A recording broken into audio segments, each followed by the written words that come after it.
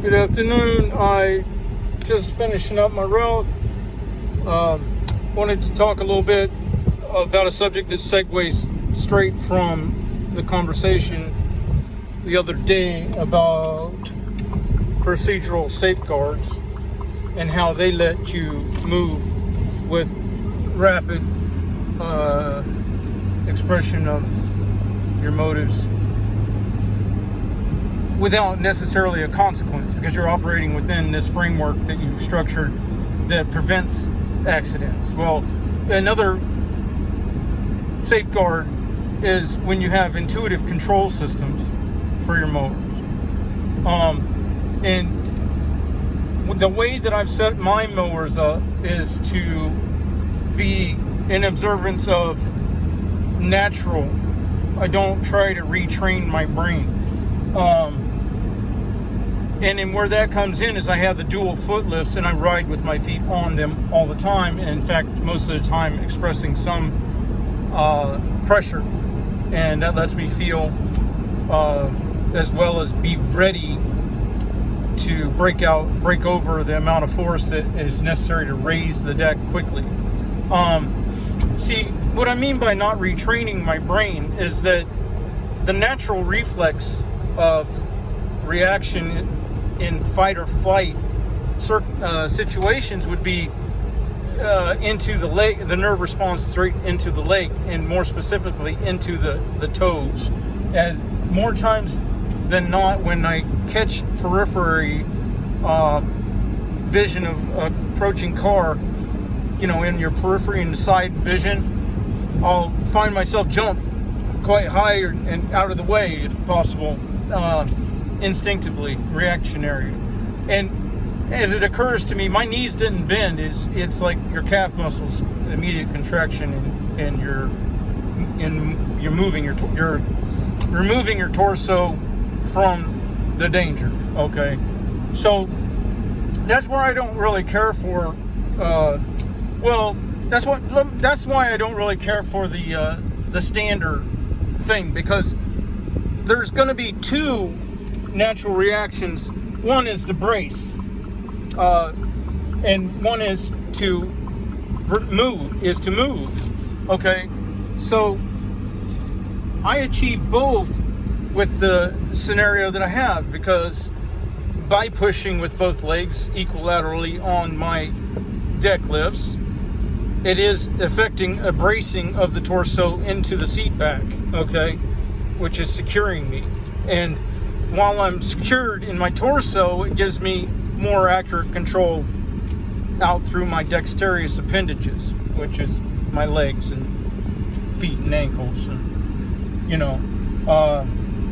so it works hand in hand like that. Now, if you're on a standard, you got conflicting reactions that are not within your cognitive process. It's reactionary. You got one to brace the torso and one to move out of the way. Well, you can't really do that, because the act of bracing the torso is planting the feet, and then the act of moving away is the opposite. So you end up with one of the frozen position scenarios where you're wanting to reactionary. Your subconscious want to do two things simultaneously, but they are mutually exclusive. Okay, so that's not an intuitive control system, in my opinion. And as such, I don't see how you're going to have the same degree of accident avoidance. And then additionally to that, you just wouldn't be able to as well feather the deck over crowns, high peaks, and things like that, and stay in fluid motion, which on my lawns the fluid motion is more important than ever, because so many of them are sparse from being mowed too low. So it's more about airflow than blade sharpness or anything like that. Another aspect of intuitive control systems is that you would hope that you can avoid the maniacal hands flailing version of control that was offered with the lawn tractor style mower. where you have multiple control points and limited dexterous appendages to control them. What I prefer is when you have control points that have dedicated. Your hands stay on the sticks; they don't have to come off, except for optional application. But as far as the regular maneuverability and directional control and obstacle avoidance, the concept that works best for me is to have dedicated controls, so my hands don't need to come away from the sticks, and then they stay on it. That's dedicated. Left hand, left stick; right hand, right stick. There's no need to remove them from that to affect a change for an anomalous situation or circumstance.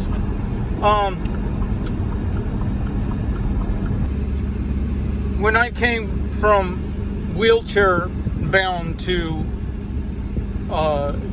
first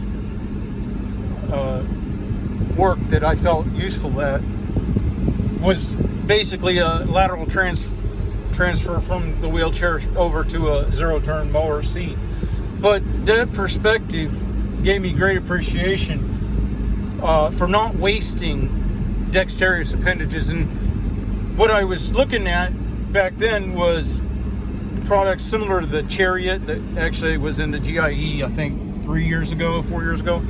But I had a different take on it in that the base or platform may have been the same, but the controls were going to be for, so that you could keep your hands on your work tool, like the weed eater or blower or whatever. And if you can't walk, then what was your next best dexterous appendage when your hands are dedicated to the string trimmer or blower? And my concept at the time, and I never did get anywhere with it, was a mouthpiece with an oral fixture with a tongue operated, because your tongue's pretty dexterous. So it's not offensive, but it's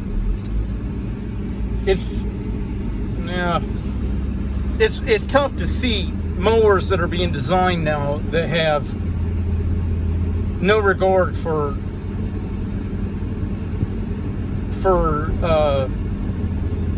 wasting of a dexterous appendages. I mean, if you're using your legs and feet for torso support, then they're wasted when they could be utilized for something way better, especially if you consider that your ass is really not very dexterous, I don't think, but it works really, really good for support and stabilization of your torso, in conjunction with your core abs, your core support and everything. And the ass and the abs and all that, they can't be used for anything else, really, not very effectively. But your feet and legs for sure could, but not while they're being used for that other. So I find that the drawing of the sticks inward into the slots where they can manipulate the pumps, releasing by drawing them in, you release the brakes.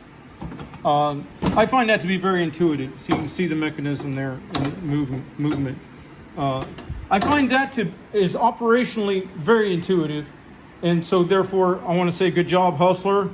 On the contrast, when I get on machines that have the handbrake, I don't know how many times I'll draw the sticks in and the engine dies out, and it's like, you know what I mean? It's like, ugh. I guess maybe you'll learn it after a while, but it's surely not intuitive, and that's the difference.